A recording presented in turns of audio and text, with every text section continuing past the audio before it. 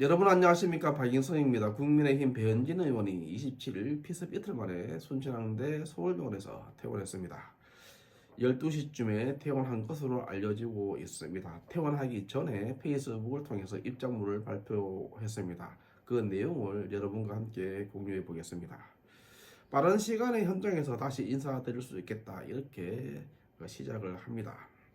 그러면서 사건 당시에 이러다가 죽겠구나, 이런 생각이 들었다고 합니다. 공포까지 느꼈지만 지금은 많은 분들의 도움과 배려 덕분에 잘 치료받고 회복하고 있다, 라는 메시지도 함께 냈습니다. 이번 사건은 국민 누구에게도 절대로 일어나서는 안 될 일이라고 하면서 상상도 못했던 사건에 직접 피해자가 되고 보니 이러한 끔찍한 일이 국민 누구나가 너무나 무력하게 당할 수도 있는 치명적인 위협이라는 것을 실감했다, 이렇게 글을 남겼습니다. 또 배현진 의원은 오랜 시간 뉴스를 했던 사람으로서 또 국민을 지키겠다고 정책을 하고 있는 공직자로서 이번 일은 본인에게 너무나 충격적이었다라고 심경을 밝히고 있습니다. 그러면서 힘내서 완쾌한 뒤에 국민 그리고 본인의 송파 주민들을 안전하게 지키겠다는 약속을 지키기 위해 이전보다 더 필사적으로 노력하겠다, 이렇게 말을 했습니다.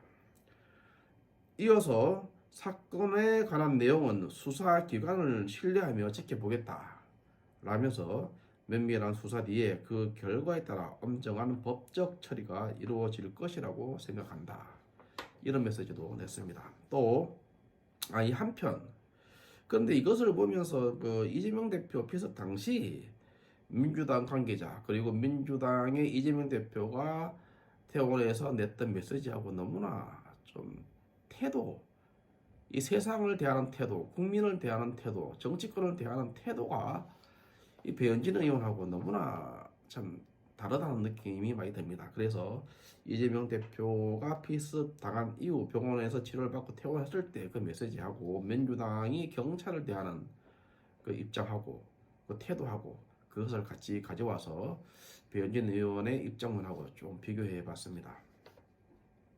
자, 이재명 대표 피습 당시 민주당 관계자들이 성명서를 냈던 그 내용을 간단하게 가져와 봤습니다. 경찰을 대하는 태도를 지금 말하는 겁니다. 뭐라고 했느냐? 경찰이 물청소 등 증거 인멸을 시도했다. 그리고 또 뭐라고 했는가 하면 사건 은폐를 위해서 피해자 신상을 비공개했다면서 경찰을 압박했습니다. 배현진 의원 피습 후 경찰을 대하는 태도하고 비교할 수 있는 대목이라고 저는 생각이 됩니다. 또 더불어민주당은 26일 국민의힘 배현진 의원 피습 사건과 관련해서 입장문을 냈는데 뭐라고 냈느냐? 2일 발생한 이재명 대표 흉기 피습 사건에 대한 경찰과 정부의 안이한 대처가 이번 참사를 낳았다. 그러니까 배현진 의원이 피습당한 것은 경찰과 정부의 안이한 태도 때문에 사건이 터진 것이다, 이렇게 책임을 경찰한테 지금 돌리고 있는 것입니다. 이태원이 생각이 나고 세월호가 생각이 납니다. 그 다음에 촛불이 생각이 나죠. 탄핵으로 가는 겁니다. 이렇게 꼬투리 하나하나 잡아서 대정부 투쟁으로 나아가는 것이 민주당과 좌파들의 특징이다, 이런 생각을 하지 않을 수가 없습니다. 이들의 어떤 입장만 내는 걸 보면. 자, 그리고 이에 대해서 이제 국민의힘 박정아 수석 대변인은 논평을 냈습니다. 뭐라고 냈느냐? 민주당은 테러, 폭력을 바라보는 시각도 참 삐뚤어져 있다, 이렇게 논평을 냈습니다. 사실 이번 사태와 관련해서 정부 여당을 향한 공세를 펼칠 포인트가 경찰 책임을 묻는 것밖에 없지 않느냐. 이거 아니면 김건희 여사 명품백 그거 가지고 지금 물어뜯는 거죠. 그거 가지고.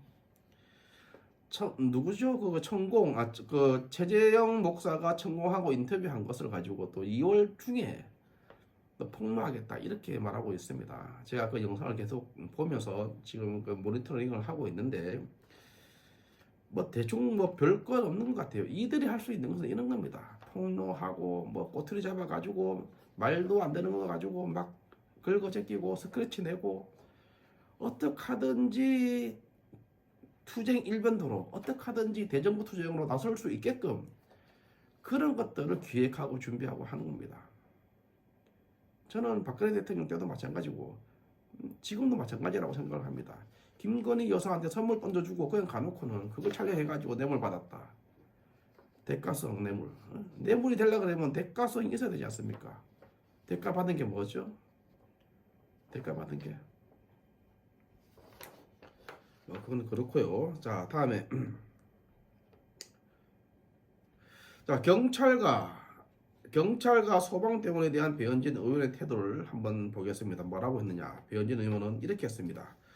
저를 구해주신 시민들, 그리고 신고를 받고 순식간에 달려와 주신 소방대원과 경찰관들, 그리고 말이 놀랄 저를 끝까지 배려해 주신 순천향 병원의 의료진들께 깊이 감사드립니다. 이렇게 했습니다. 잘 회복하고 뵙겠습니다. 모두 건강하세요. 민주당에서 내는 그 입장문이나 성명서 또 인터뷰하고 배현진 의원이 지금 이야기하는 거하고 한번 비교해 보세요, 여러분들이. 어떤 밑장문이 정말 사람 사는 맛이 나는 이 글인가 여러분들이 한번 판단해 보시기 바랍니다.